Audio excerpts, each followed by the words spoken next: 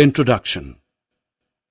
Hello friends, I am back and have brought some things for you to see. Look at these things. All these are solids. Today we will learn about solids and its shapes. Objectives.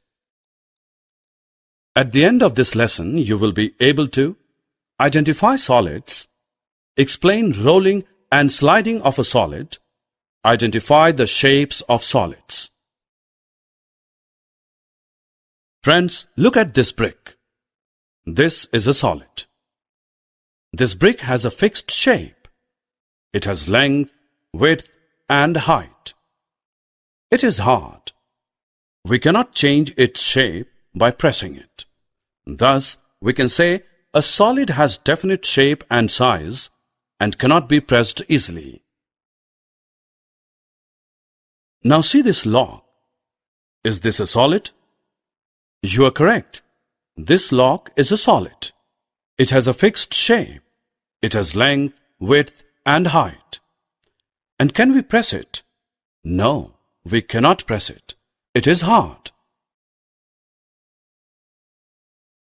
Do you know that we can roll and slide solids? Come, let us see. We can roll the round solids. We need to move the solids which are not round.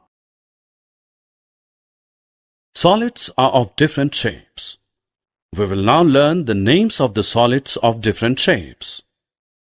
The shapes and its name are displayed on screen. Circle, cone, cylinder, and cube. Can you tell the shape of this candle? Yes, you are right.